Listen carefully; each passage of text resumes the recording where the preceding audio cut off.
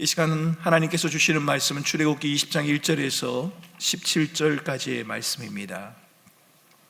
예배를 시작하면서 우리가 함께 교독을 했습니다만 한 번 더 20장 1절에서 17절 말씀을 함께 나누어 읽도록 하겠습니다. 제가 1절을 읽고 여러분들이 2절을 읽으시고 한 절씩 교독하겠습니다. 하나님이 이 모든 말씀으로 말씀하여 이르시되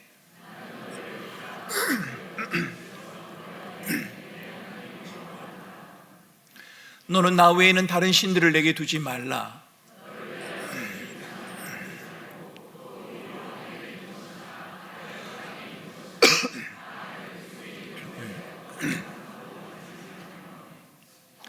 그것들에게 절하지 말며 그것들을 섬기지 말라. 나 내 하나님 여호와는 질투하는 하나님인즉 나를 미워하는 자의 죄를 갚되 아버지로부터 아들에게로 3, 4대까지 이르게 하거니와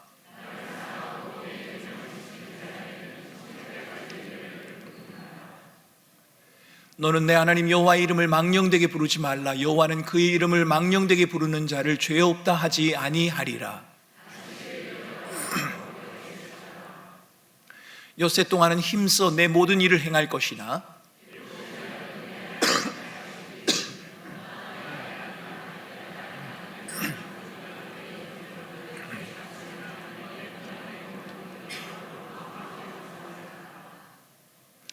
이는 엿새 동안에 나 여호와가 하늘과 땅과 바다와 그 가운데 모든 것을 만들고 일곱째 날에 쉬었음이라. 그러므로 나 여호와가 안식일을 복되게 하여 그날을 거룩하게 하였느니라.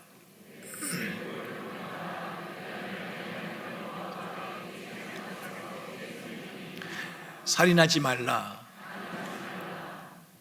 도둑질하지 말라. 같이 읽겠습니다. 내 이웃의 집을 탐내지 말라.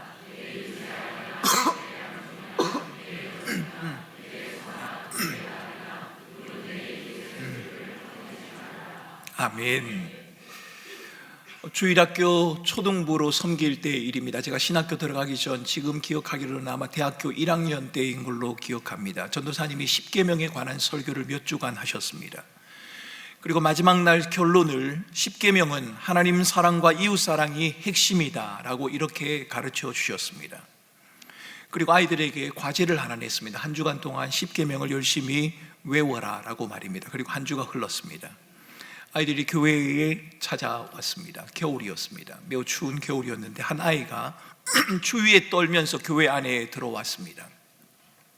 제가 대학교 1학년 때 다녔던 교회가 있는 그 동네는 한쪽은 부유한 사람들이 또 한쪽은 가난한 사람들이 살고 있는 그런 동네였습니다. 그런데 추위에 떨고 들어온 아이는 부유한 집 아이였습니다. 외투도 없이 교회에 들어온, 추운 겨울에 교회에 들어온 그 모습을 바라보고 선생님들이 매우 의아하게 그 아이를 쳐다봤습니다. 이 아이가 왜 이러지? 무슨 일이 있나? 라고 말입니다. 이 아이가 선생님에게 이렇게 말합니다. 길에서 추워하는 아이를 만났는데 외투도 장갑도 없어서 그냥 제가 다 벗어주고 왔어요.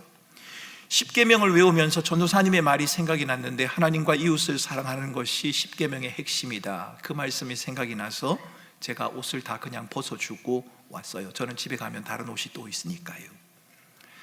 아이들의 말을 들은 한 선생님은 어이가 없다는 듯이 그 아이를 쳐다보고 이렇게 말했습니다. 야 이놈, 그건 설교잖아. 십계명은 그냥 암송하라고 한 거지 그렇게 하면 안 되지. 추운 겨울인데. 이렇게 핀잔을 주었습니다. 여러분은 이 주일학교 친구와 선생님 중에 누가 더 십계명의 의미를 잘 이해했다고 생각하십니까? 저는 성경을 암송하는 것의 중요성에 대해서 동의를 합니다. 그러면서도 마음 한편에 추위에 떨고 있는 아이에게 외투를 벗어준 그 친구의 행동을 보고 핀잔을 준 그 선생님의 모습 속에서 성경에 나오는 한 부류의 사람이 떠올랐습니다. 여러분, 그 사람은 바리새인입니다. 바리새인들은 당시 유대교 종파 중에 가장 신실하고 성실하게 율법을 지키려고 노력했던 사람입니다. 여러분, 바리새인은 그렇게 나쁜 사람이 아닙니다. 선한 사람들입니다. 만약 그들이 가정 예배 대신에 텔레비전을 보고 있는 저와 여러분들의 모습을 본다면 모임에서 그저 세상에 대한 이야기, 아파트 평수와 주식과 승진과 아이들의 성적과 진로와 그런 세상에 대한 이야기를 하는 우리들의 모습을 본다면 바리새인들은 아마도 혀를 내두르면서 한심하게 여겼을 겁니다. 저렇게 예수를 믿는다고, 저렇게 신앙생활을 한다고 라고 말을 했을 겁니다. 그런데 예수님은 그런 바리새인들을 향해서 회칠한 무덤이요 독사 같은 자식이라는 독서를 퍼부었습니다. 심지어는 천국 문을 앞에 두고도 자기도 들어가지 않고 들어가려고 하는 사람들도 못 들어가게 하는 사람이라고 그들을 심하게 비난을 했습니다. 여러분, 무엇이 문제입니까? 율법에 대한 많은 지식과 율법의 많은 내용을 외우고 있다는 것이 문제입니까? 그렇지 않습니다. 바리새인들의 문제는 그들에게 주어진 율법의 용도와 목적을 오해하고 있다는 것, 잘못 알고 있다는 것, 여러분, 그것이 문제입니다. 율법은 자기 의를 과시하거나 구원의 조건으로 주어진 것이 아닙니다. 오히려 반대입니다. 하나님은 율법을 통해 인간의 연약과 한계를 보기를 원하십니다. 그리고 스스로 율법에 도달할 수 없는 죄인이라는 사실을 깨닫기를 원하십니다. 율법은 우리가 자신을 하나님 앞에 세우고 우리의 죄성과 악함을 보게 하는 거울과도 같습니다. 율법이라는 거울 앞에서 그래, 나 참 괜찮은 사람이네, 그게 아니라 정말 나는 어쩔 수 없는 사람이구나, 내가 좀 선하고 의롭게 살아도 하나님의 율법 앞에 서면 여전히 부족하고 죄와 절망 앞에 서 있는 그러한 사람일 수밖에 없구나. 여러분, 이렇게 되어야 된다는 겁니다. 그러나 바리새인들은 율법을 통해 자신을 들여다보기는커녕 오히려 타인과 비교하며 자기의 나음을 과시하기 시작했습니다. 다른 사람들과 비교해서 내가 좀 낫다고 생각을 한 겁니다. 그들은 율법은 알고 있었지만 율법을 주신 하나님의 의도는 깨닫지 못했습니다. 율법은 많이 외우고 있었지만 하나님의 긍휼과 자비를 놓치고 있었습니다. 바리새인들의 모습은 추위에 떠는 아이에게 옷을 벗어준 친구에게 핀잔을 준 그 선생님의 그 순간의 행동과 닮았습니다. 그들은 모두 율법을 주신 하나님의 의도를 이해하지 못하고 그저 기계적으로 암송하거나 장식처럼 여기고 있었다는 공통점을 지니고 있습니다. 여러분, 십계명도 다르지 않습니다. 십계명은 그냥 암송하는 거라지라고 말한 선생님처럼 십계명을 그냥 외우는 것에만 머무른다면, 하나님께서 십계명을 주신 의도와 목적이 무엇인지를 제대로 이해하지 못한다면, 여러분, 그것은 십계명을 기계적으로 취급하는 것과 조금도 다르지 않습니다. 십계명만 그렇겠습니까? 성경에 나오는 모든 내용이 그럴 겁니다. 여러분은 십계명을 외우면서 무슨 생각을 하십니까? 십계명을 읽으면서 어떤 생각을 하고 계십니까? 출애굽기 20장과 신명기 5장에 등장하는 십계명은 하라 혹은 하지 말라라고 하는 10개의 명령문으로 이루어져 있습니다. 그러다 보니 사람들은 십계명을 하나님이 우리에게 요구하시는 어떤 행동 강령 혹은 수칙으로 생각하는 경향이 있습니다.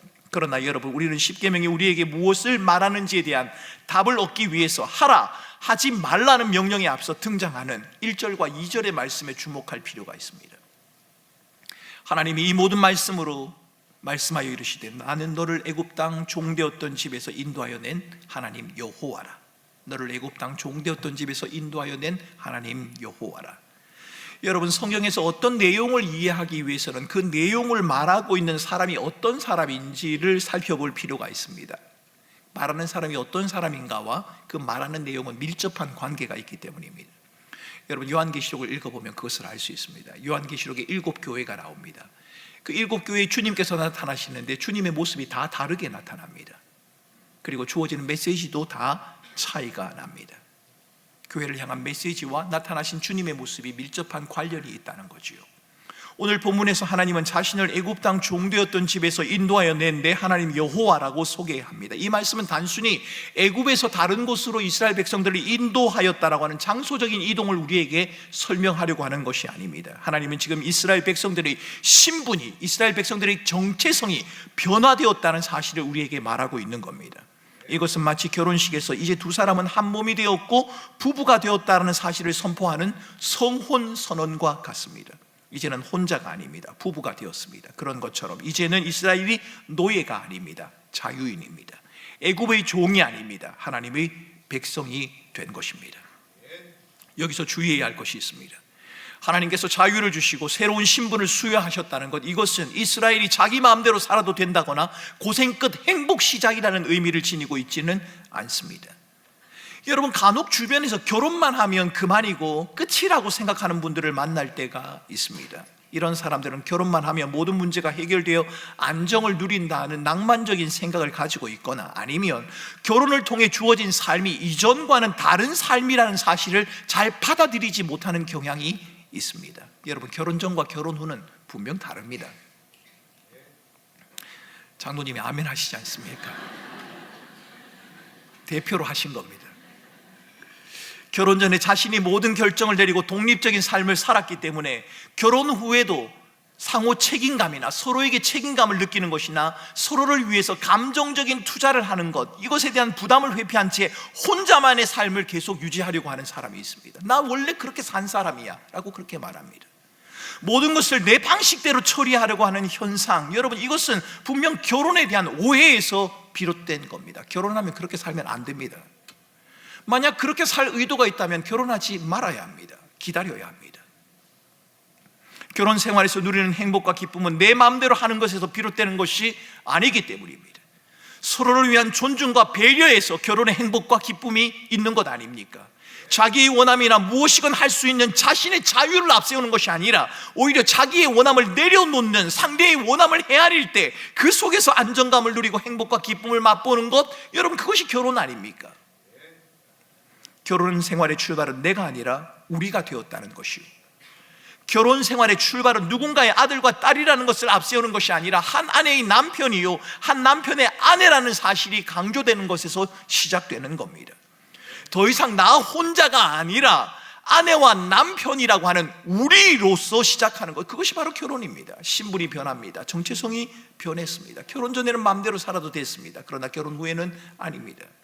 결혼 후에는 나라고 부를 수 있었습니다만 결혼 후에는 우리라고 불러야 합니다. 결혼 전에는 자신의 삶이 목표의, 자신의 삶이 추구하는 것이 목표였지만 결혼 후에는 아닙니다. 서로가 함께 추구하는 것이 목표가 되어야 합니다. 신분이 변했습니다. 정체성이 변했습니다. 삶의 방식이 변화되었습니다. 여러분, 이게 바로 결혼이란 겁니다.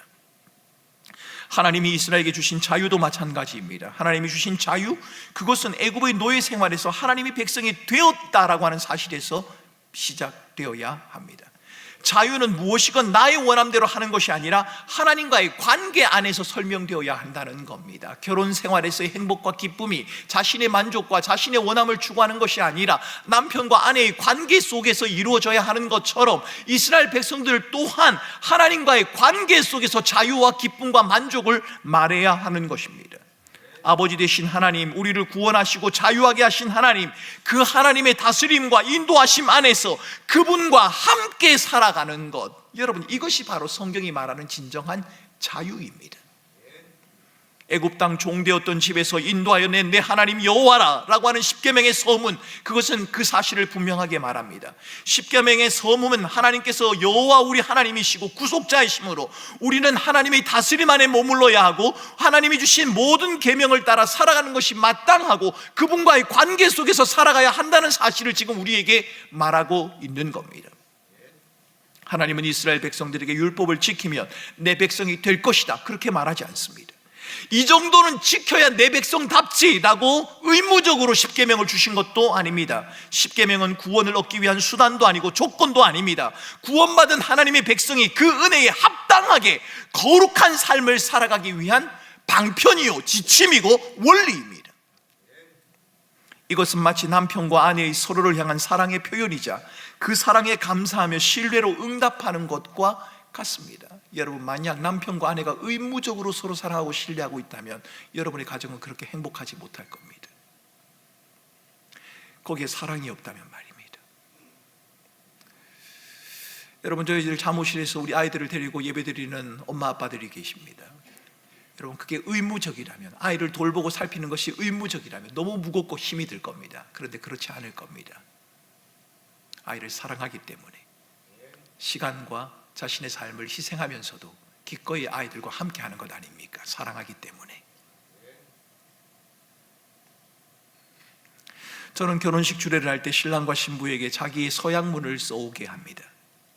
서약문에는 아주 구체적이고 분명한 내용들이 담깁니다. 부부로서의 삶을 살아가기 위해 각자가 지키고자 하는 지침들이 담겨져 있습니다. 제가 그렇게 쓰라고 한 것도 아닌데 요즘 결혼하시는 분들을 보면, 서약문을 써오는 분들을 보면 깜짝깜짝 놀랄 때가 있습니다. 예전에 어떤 분이 그렇게 써왔더라고요. 평생 내가 설거지를 할 것이다. 그래서 제가 위험하다고 했습니다. 이렇게 쓰면 위험하다, 고쳐서 오는 것이 좋을 것 같다, 이제 그렇게 말을 했습니다. 그분들이 쓴 내용 가운데 이런 내용이 있습니다. 운동을 좋아하는 남편을 위해서 운동을 내가 좋아하지 않지만 시간을 내어서 일주일에 3번 운동을 같이 하겠습니다. 나는 영화 보는 것을 별로 좋아하지 않지만 영화를 좋아하는 아내를 위해 텔레비전 대신 프로젝트를 구입해서 퇴근 후에 아내와 함께 영화 보는 시간을 가지겠습니다. 이런 내용들이 담겨져 있었습니다. 그런데 여러분, 서로의 서양문에 담긴 이 내용은 결혼을 위한 조건이 아닐 겁니다. 당신이 나를 위해서 운동 3번 해줘야 결혼할 거야, 이건 아니란 말입니다. 영화를 3번 봐줘야 내가 당신하고 결혼할 거야, 이것은 아니라는 겁니다. 결혼의 조건이 아닙니다. 이것은 결혼 후에 새로운 삶을 살아가기 위한, 새로운 삶 속에서 사랑과 행복을 나누기 위한 결단이요, 사랑하는 사람을 위한 삶의 방식의 변화를 담고 있는 것입니다. 나는 그걸 그렇게 하지 않았지만 참된 행복과 기쁨을 위해 내가 그렇게 하겠노라. 왜? 사랑하니까. 우리는 이것을 성경의 이중 구조라고 부를 수 있습니다. 여러분, 성경에는 이중 구조라는 게 있습니다. 바울이 쓴 성경을 읽어보면 주로 이렇게 구성이 되어 있습니다. 예수님은 이런 분입니다. 예수님이 우리를 위해 이런 일을 행하셨습니다 라고 말한 후에 마지막에 그러므로 라는 말이 자주 등장합니다. 우리는 예수님의 은혜로 구원받았습니다. 그러므로. 여러분, 십계명도 마찬가지입니다. 하나님께서 나는 너를 애굽 땅 종되었던 집에서 인도하여 낸 여호와 하나님이다 라고 말씀하신 후에 그러므로 너희는 구원받은 것에 만족해 하지 말고, 구원을 받은 그것으로 끝이 났다 라고 생각하지 말고 부르심에 합당한 삶을 살아내라. 하나님은 지금 우리에게 그렇게 말하고 있는 겁니다. 하나님은 구속의 은혜를 경험한 사람에게 하나님의 은혜를 떠올리면서 은혜에 반응하는, 은혜에 합당한 삶을 추구해야 한다라고 그렇게 말하고 있습니다. 여호와 하나님께서 백성들에게 율법을 주시는 이유가 무엇입니까? 율법을 잘 지켜서 구원에 이르도록 함도 아니고, 율법을 지킨 정도를 평가해서 등수를 매기려고 하는 것도 아닙니다. 율법을 잘 지키는지 못 지키는지를 살펴보고 결과에 따라서 복을 주거나 화를 주려고 하시는 것도 아닙니다.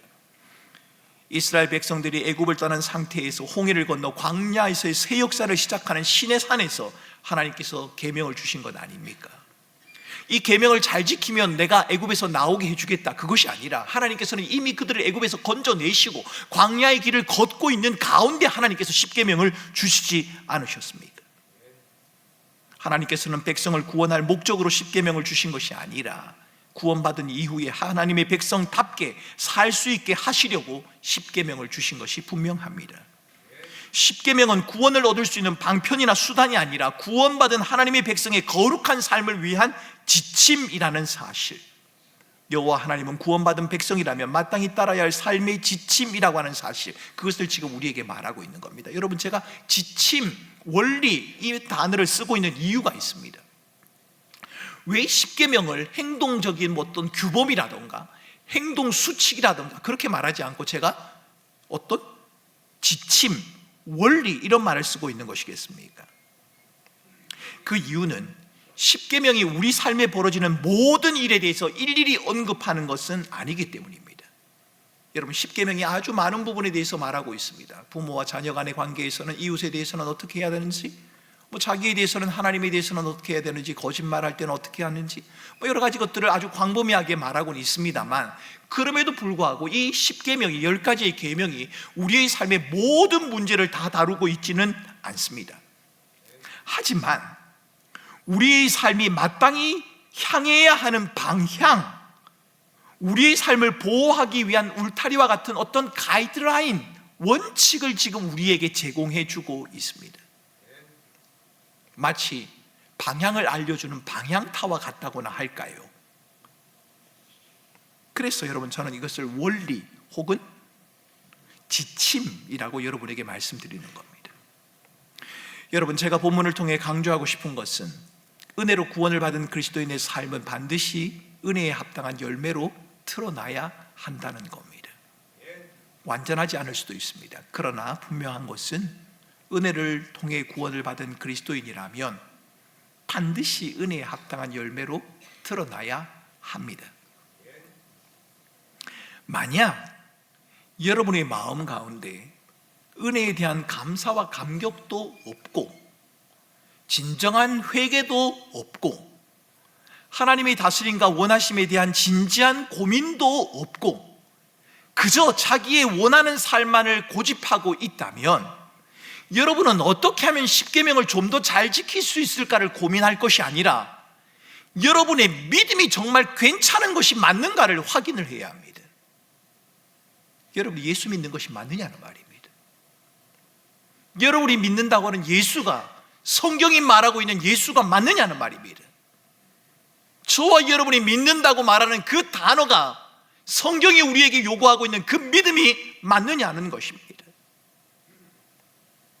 나는 그래도 그리스도인이라고 교회를 다닌 지가 몇 년인데, 여러분, 이런 주관적인 여러분의 확신을 앞세우지 말고 하나님의 은혜와 부르심, 그리고 그 은혜 앞에 서 있는 자기의 모습을 다시 한번 짚고 넘어가 보아야 한단 말입니다. 여러분 자신을 너무 확신하지 마시기 바랍니다. 우리를 은혜로 구원하신 하나님은 우리의 내면에 새로운 마음을 창조하셨습니다. 그리고 이 땅에서 하나님의 다스림과 통치 안에 살아가는 것을 통해 이 땅 가운데 하나님을 드러내기를 원하십니다. 여러분, 이것이 하나님께서 우리를 부르신 목적입니다. 십계명을 주시기 전 20장에서 십계명을 주시지 않습니까? 그런데 십계명을 주시기 전인 19장에서 하나님께서 이스라엘 백성들에게 이런 말씀을 하셨습니다. 19장 4절에서 6절의 말씀을 보십시오. 독수리의 날개로 너희들을 업어 날랐다. 우리를 구원하신 하나님은 너희를 하나님의 소유요 제사장의 나라로 삼으셨다라고 그렇게 말합니다. 그때 말하는 소유라고 하는 이 히브리어, 이 단어가 아주 재미있는 단어입니다. 소유라고 하는 이 단어는 다른 어떤 사람, 다른 민족도 주장하거나 경험할 수 없는 아주 독특한 관계를 의미합니다. 여러분, 제게는 아들과 딸이 있습니다. 딸과 아들이 있습니다. 여러분, 저희 교회에 중고등부 아이들이 많이 있고 청년부 유디코 러비아들 많이 있습니다. 그런데 여러분, 저희 유디코 러비아에 있는 그 어떤 청년도 제 아들, 딸과 저와의 관계를 흉내낼 수 없습니다. 왜요? 그 아이들은 제 아들이니까요, 제 딸이니까요. 그 누구도 아들과 딸과 저의 관계를 흉내낼 수 없습니다. 아무리 제가 그 청년들과 친하게 지낸다고 해도, 제가 잘해준다고 해도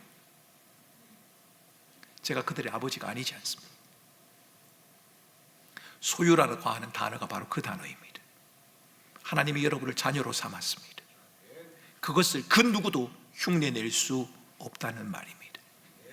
하나님은 우리를 하나님 앞에 직접 나아갈 수 있는 존재로 삼으셨습니다. 하나님과의 사귐을 통해 살아가는 존재로 부르셨습니다. 여러분, 하나님 앞에 직접 나아갈 수 있는 존재. 여러분, 저희 교회에 제가 부임하고 얼마 되지 않아서 5층에 제가 목양실이 있지 않습니까? 여러분, 목양실 들어오는 것을 너무 두려워하거나 염려하지 마시고 원하시면 언제라도 문을 열고 들어오시면 됩니다. 노크를 하시면 문은 항상 열려 있기 때문에. 어떤 분들은 그러시더라고요. 목사님 목양실에 들어갈 수 있는 사람은 아주 특별한 사람만 들어갈 수 있다. 그렇지 않습니다. 여러분들이 원하시면 언제라도, 제가 아내와 거의 함께 있기 때문에 언제라도 문을 노크를 하시고 들어오시면 됩니다. 제 전화번호도 그렇습니다. 제 전화번호 특별한 사람만 가질 수 있는 거 아닙니다. 여러분 원하시면 제 전화번호 다 가지실 수 있습니다. 물어보시면 저희 교육자들이 다 알려줄 겁니다. 여기서 말씀드릴 수 없는 것은 필요 없는 전화가 제게 올 것 같기도 해서 여기서는 말씀드릴 수는 없습니다만, 제가 이 말씀을 드리는 것은 제가 저희 교회에 부임하고 얼마 되지 않아서 제 아들이 목양실에 들어왔습니다. 그런데 어떤 분이 제 아들에게 말했다면, 야, 너 누군데 그 방에 들어가? 누군데 들어옵니까? 제 아들이니까요. 제 아들은 제게 묻지 않습니다. 그냥 들어옵니다. 왜요? 제 아들이니까요. 사랑하는 성도 여러분, 하나님께서 우리를 하나님 앞에 직접 나아갈 수 있는 존재로 부르셨습니다. 그 누구도 우리가 하나님 앞에 나가는 것을 막을 수 없단 말입니다. 하나님과의 사귐을 통해 살아가는 존재로 하나님께서 우리를 부르셨습니다. 왜요? 그것은 하나님에 대한 제사장의 나라, 즉 하나님의 백성들을 통해서 이방에 흩어진 많은 백성들을 하나님을 믿는 그 자리로 이끌어내기 위해서 우리를 부르신 겁니다. 그리고 이제 20장에서는 누구도 흉내낼 수 없는 특별한 관계, 하나님에 대한 제사장으로 부름을 받은 그 백성들을 향해서 십계명을 주십니다.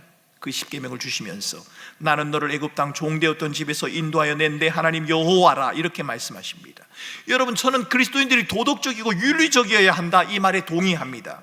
그리스도인들은 당연히 윤리적이어야 하고 도덕적이어야 합니다. 아니, 세상 사람들보다도 훨씬 더 윤리적이고 도덕적이어야 하는 게 맞습니다. 틀리지 않는 말입니다. 하지만 저는 그리스도인은 도덕적이고 윤리적이어야 한다는 이 말을 십계명을 따라 좀 다르게 표현해 보고 싶습니다. 하나님이 구속하심을 경험한 자라면 하나님께서 베푸신 은혜에 어울리는 삶을 살아감이 마땅하다. 저는 도덕과 윤리라고 하는 말보다는 하나님께서 베푸신 은혜에 어울리는 삶이라는 말로 표현하고 싶습니다. 그리스도인은 윤리와 도덕적인 인간의 모습을 추구하는 자들이 아닙니다. 여러분, 우리가 좀 더 도덕적이고 좀 더 윤리적인 사람이 되기 위해서 예수를 믿는 게 아닙니다. 그리스도인은 하나님의 은혜를 기억하고 하나님의 부르심과 그 은혜에 합당한 삶을 살아가야 하는 자들입니다. 영원히 변하지 않을 것 같았던 도덕과 윤리의 가치, 여러분, 세월에 따라 변하는 것 아닙니까? 여러분, 제가 학교에 다닐 때 출필고 반필면인가요? 여러분, 이 말 들어보셨습니까? 집 나갈 때는 엄마 아빠에게 제가 어디로 갑니다, 언제까지 오겠습니다 꼭 이야기를 하고, 돌아와서는 엄마 아빠의 얼굴을 보고 무사히 잘 돌아왔습니다 라고 해야 그게 예의다 라고 저는 학교에서 배웠습니다.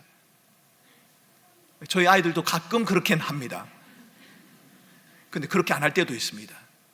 자고 일어나면 늦게 들어와 있는 경우도 있고 그렇더란 말입니다. 얼굴을 보지 않고 멀리서 갔다 왔어요 하고 자기 방으로 들어가기도 합니다. 그럼 도덕적이고 윤리적인 자녀가 아니란 말입니까? 그 아이들은 비도덕적인 아이고 비윤리적인 아이다, 우리가 그렇게 말을 해야 합니까? 그렇지 않을 겁니다. 여러분, 도덕과 윤리의 기준은 세월에 따라 변하기도 합니다. 영원한 가치로 여겨질 것 같았던 도덕과 윤리, 여러분, 자기 소견에 오른 대로 변해버리는 세상이지 않습니까? 가정, 결혼, 여러분, 모든 것이 다 자기 마음대로 다 변해버리는 세상을 우리가 살아가고 있는 것 아니냐는 말입니다. 도덕과 윤리의 기준마저도 여지없이 무너져버려서 더 이상 기준과 원칙을 말하기 어려운 시대, 그저 자기 소견에 오른 대로 목소리가 크면 힘이 있으면 여러분 그것이 옳은 것처럼 들려지는 세상을 저희들은 살아갑니다. 그런 세상을 살아가는 우리들을 향해서 주님은 이렇게 말씀하십니다. 나는 너를 애굽 땅 종되었던 집에서 인도하여 낸 여호와 하나님이라. 하나님은 십계명을 통해서 우리가 어떤 존재인지, 하나님이 우리를 위해 하신 일이 무엇인지, 이 세상 속에서 하나님과의 관계는 어떻게 해야 하는지, 어떠해야 하는지를 지금 우리에게 말씀하고 계십니다. 하나님은 부름받은 백성들이 하나님과의 관계 안에서 하나님이 베푸신 은혜를 기억하고 하나님이 주신 말씀을 따라 변화되고 순종하는 삶을 살아가기를 원하십니다. 사랑하는 성도 여러분, 여러분 오랫동안 예수를 믿으면서도 여러분의 삶이 잘 변화되어지지 않을 때 내가 좀 더 열심히 믿어야겠다라고 생각하기도 하고, 성경에 있는 규칙과 하나님이 말씀하시는 그 모범들을 따라가 봐야겠다고 결심하기도 할 겁니다. 그런데 잘 되던가요? 여러분, 잘 되는 경우도 있지만 잘 되지 않는 경우가 대부분일 겁니다. 무엇을 먼저 해야 합니까? 여러분이 누구인지를 먼저 아셔야 합니다. 인간이 얼마나 비참하며 자기중심적인 죄인인지 자신의 모습을 처절히 깨달을 수 있어야 한단 말입니다. 지옥을 향하여 달려갈 수밖에 없는 죄와 죽음의 절망 속에서 하나님의 은혜를 받았음에도 불구하고 여전히 자기중심적인 성격으로 살아갈 수밖에 없는 그런 우리의 모습을 볼 수 있어야 합니다. 그것을 볼 뿐만 아니라 그런 우리를 찾아오셔서 하늘의 영광을 버리시고 십자가의 죽으심으로 우리를 구원하시고 죄와 죽음의 절망 앞에 서 있는 우리를 영원한 하나님의 나라로 인도하신 그 하나님의 은혜를 볼 수 있어야 합니다. 그 은혜 앞에 엎으려 하나님, 나는 어쩔 수 없는 자입니다. 하나님이 나를 돕지 않으시면, 하나님이 나를 인도하지 않으시면 나는 아무것도 할 수 없는 자입니다 라는 그 절규와 몸부림이 우리에게 필요하다는 겁니다. 여러분, 언제부터인가 성도들은 자신의 삶의 행동이나 자기의 성격이나 자신의 모습의 변화를 너무 간단하게 생각하는 것 같습니다. 그렇지 않습니다. 사람 그렇게 쉽게 바뀌는 것 아닙니다.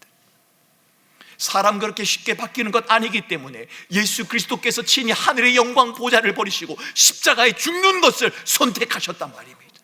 왜요? 그만큼 힘이 드니까요. 그러나 꼭 바꿔야 하니까요.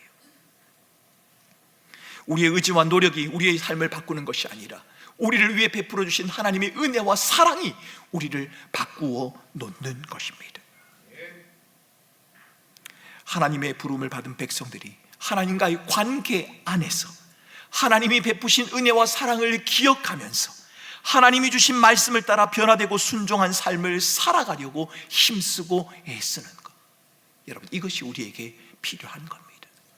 여러분은 하나님의 사랑을 아십니까? 오늘 우리가 찬양했지 않습니까? 1000번을 불러도 눈물이 난다. 여러분, 그렇지 않는 것 같습니다. 10,000번을 불러도 눈물이 나지 않습니다. 우리는 이렇게 찬양해야 할 것 같단 말입니다. 언제부터인가 우리 마음속에는 예수 그리스도의 십자가로 인한 감사와 감격이 사라져 버렸습니다. 십자가를 말해도 우리의 마음은 울리지 않습니다. 주님이 하늘의 영광 보좌를 버리셨다는 말을 들어도 그것이 우리에게 큰 힘이 되지 않는단 말입니다. 하나님이 우리를 사랑하신다는 그 말보다 세상이 우리에게 보장해주는 그 삶이 훨씬 더 큰 안정감을 주는 것이 우리들이지 않습니까? 사랑하는 성도들이요, 하나님의 부름을 받은 백성이라면 하나님과의 관계 안에서 하나님이 베푸신 은혜와 사랑을 기억해야 하고 하나님이 주신 말씀을 따라 변화되고 순종하는 삶을 살아가려고 애를 써야 합니다. 그러므로 우리는 우리의 마음 가운데 그 하나님의 사랑이 회복되어지기를 위해서 기도해야 합니다. 하나님, 내가 주님의 사랑에 대한 감사와 감격을 회복하게 하여 주옵소서. 그런 점에서 무모해 보이는 주일학교 친구의 행동, 길거리에서 추위에 떨고 있는 아이를 위해 자기의 외투와 장갑을 벗어준 그 친구의 선택은 옳습니다. 십계명은 하나님이 먼저 우리에게 자신을 주셨기에 우리도 그 사랑을 힘입어 우리 자신을 드림으로 하나님의 사랑에 응답하는 것이 맞기 때문입니다. 그 아이가 착해서 그런 것을 한 것이 아니라 하나님이 말씀하신 그 말씀에 대한 응답으로 그 아이는 그렇게 한 겁니다. 사랑하는 성도 여러분, 하나님이 우리에게 베푸신 사랑, 그 사랑에 대한 응답으로 살아가는 자들, 그것이 바로 그리스도인들의 삶의 모습입니다. 십계명은 단지 개인을 향한 명령이 아니라 공동체에 주신 말씀이라는 사실도 여러분 잊지 마셔야 합니다. 십계명이 개인뿐만 아니라 공동체, 교회로 부름을 받은 공동체에 주신 것이라면 여러분, 교회는 하나님의 백성으로서 이웃을 향한 도덕적인 영적인 책임을 마땅히 감당해야 할 겁니다. 여러분, 왜 꿈꾸는 교회가 지역사회를 위해 헌신을 해야 합니까? 하나님께서 우리를 부르셨기 때문이요, 세상을 향한 책임을 우리에게 맡기셨기 때문입니다. 하나님께서 우리 교회에 왜 사람을 보내십니까? 왜 재정을 주시는 겁니까? 왜 영향력과 권위를 행사하게 하시는 겁니까? 여러분, 그것은 이웃의 복지와 영적인 유익을 위해 더 큰 책임을 감당해야 하기 때문입니다. 여러분이 드린 헌금으로 교회를 위해서뿐만 아니라 전혀 관계가 없는 세계 곳곳에 흩어져 있는 선교지와 또 다른 지역에 있는 미자립 교회들과 마땅히 도움을 받아야 하는 또 다른 사람들을 구제하고 섬기는 것, 여러분 알지도 못하는 아이들에게 장학금을 전하는 것, 여러분 왜 그렇게 하느냐라고 말씀하지 마시기 바랍니다. 그것이 주님의 원하심이기 때문입니다. 주님은 우리 그 일을 위하여 우리를 부르셨기 때문이라는 겁니다. 오늘 우리는 예배를 시작하면서 십계명을 함께 읽었습니다. 여러분은 십계명을 읽는 동안 무슨 생각을 하셨습니까? 우리가 십계명을 읽는 동안 예배의 한 순서이기 때문에 읽을 수도 있고, 교회 학교의 선생님의 말처럼 그냥 십계명이니까 읽을 수도 있습니다. 우리가 하나님의 법을 지킬 수 없는 무능하고 부패한 죄인임을 알기 때문에, 그런데 우리는 십계명을 읽어야 하고, 자격 없는 우리에게 갚을 수 없는 한량 없는 은혜를 베푸신 분이 하나님이기 때문에 십계명을 읽어야 하고, 그 하나님이 오늘날 우리들의 하나님이 되시기 때문에 그 하나님의 은혜와 부르심의 목적을 놓치지 않고 여전히 하나님의 다스림 안에서 살고 싶은 마음이 있기 때문에, 그래서 여러분 우리는 십계명을 읽어야 하는 겁니다.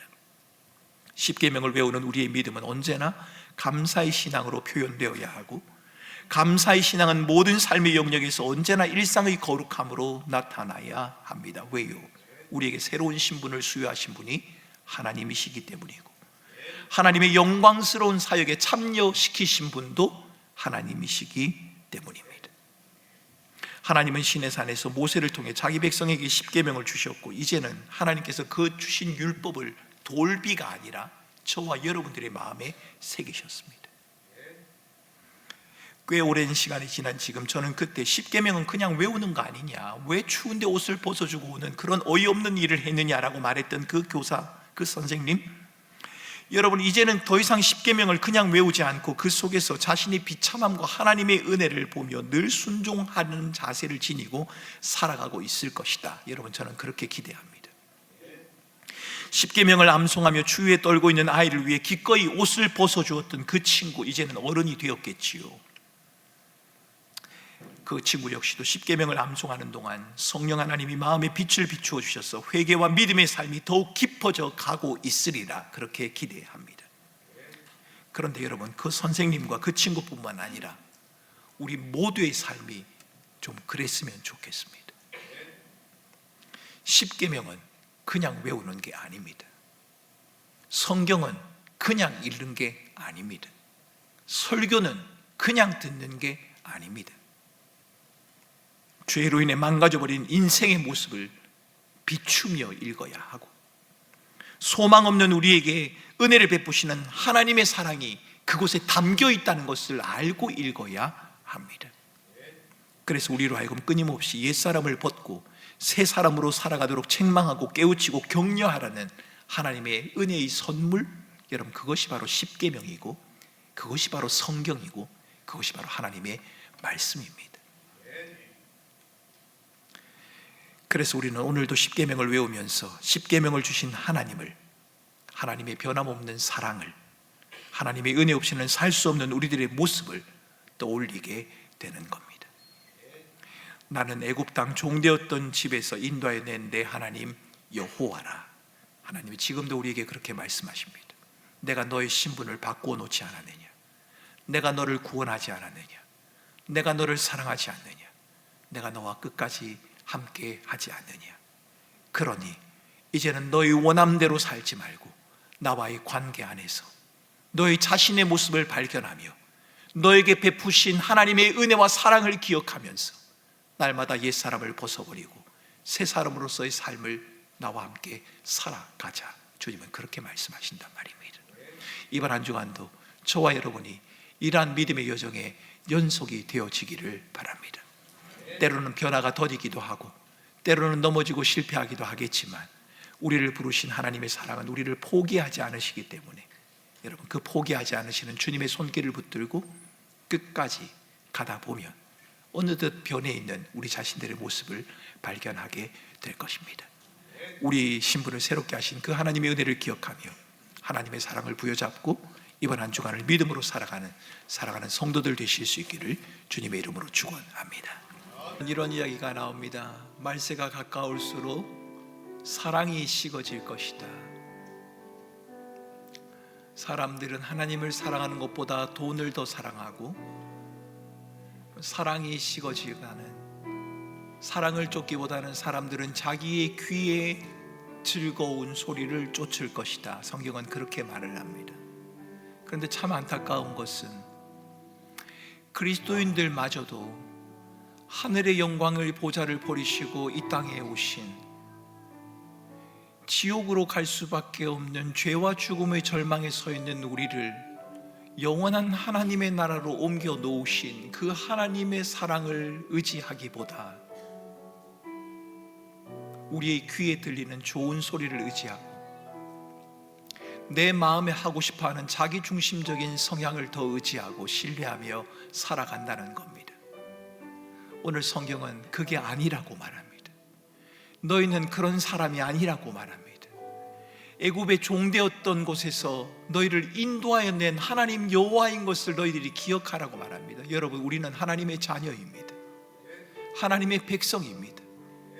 세상을 의지하며 살아가야 하는 자들이 아니라, 자기중심적인 우리의 본성을 신뢰하며 살아가야 하는 자들이 아니라, 우리를 위해 이 땅에 오신 예수 그리스도, 그분을 믿고 신뢰하며 살아가는 자들입니다.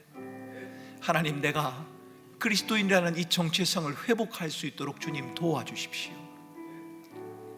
교회 나오는 것을 제외하고는 나머지 모습은 세상 사람들과 똑같이 살아가는 나를 주님 불쌍히 여겨주시고, 세상의 가치와 세상의 것에 마음을 두지 않고 살아계신 예수 그리스도, 그분을 의지하며 내가 살아갈 수 있도록 주님 도와주시고 인도하여 주옵소서. 그 안에 참 평강이 있고 그 안에 참 자유가 있고 그 안에 참 소망이 있다는 것을 믿고 신뢰하며 이번 한 주간도 내가 믿음으로 살아갈 수 있도록 주님 인도하여 주시옵소서. 이 시간 합심해서 함께 기도하겠습니다. 함께 기도합니다. 존귀하신 하나님,